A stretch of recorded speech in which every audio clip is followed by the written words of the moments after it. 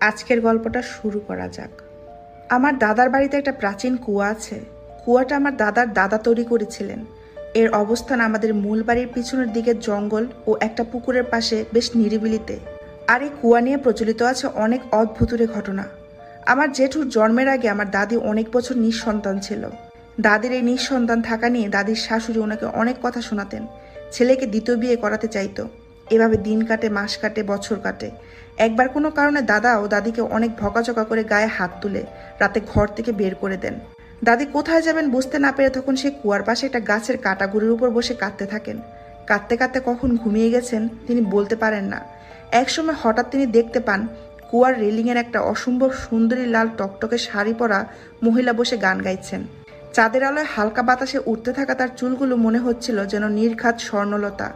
দাদি অপলক দৃষ্টিতে শুনছিলেন সেই তার গান।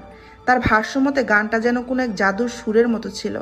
মনে হচ্ছিল যদি শুনতে পেতাম অনন্তকাল ধরে।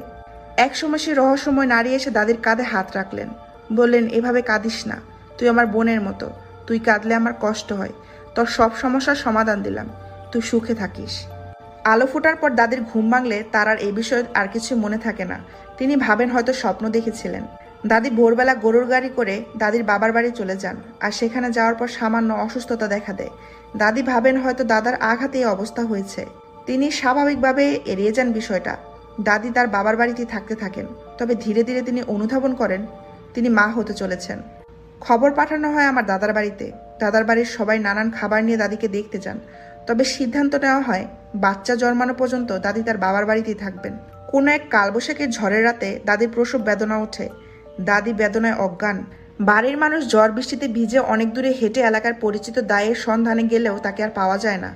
এদিকে দাদির অবস্থার অবনতি হচ্ছে। এমন সময় ঘরে ঢুকলেন এক মধ্যবয়সী মহিলা। তিনি বাকি সবাইকে অন্য ঘরে যেতে বলে একা একা দাদির ডেলিভারি সম্পূর্ণ করলেন।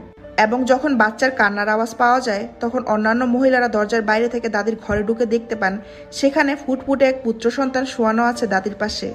রুমে আর অন্য কেউ তথা সেই মহিলা নেই। দাদি ঘুমিয়ে আছেন। দাদির চোখে মুখে পানি দেওয়ার পর দেখা যায় দাদি খুবই স্বাভাবিক এবং সুস্থ। দাদি পরদিন এই ঘটনা সম্পর্কে জানতে পেরে জিজ্ঞেস করেন, মহিলাটা কি লাল টকটকে শাড়ি পরেছিলেন?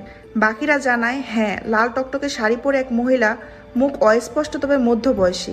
দাদি দুয়ে দুয়ে চার মিলিয়ে বুঝতে পারেন ঘটনাটা আসলে কি। তিনি ভয় না পেয়ে বরং মনে মনে ধন্যবাদ জানায় সে বোনকে।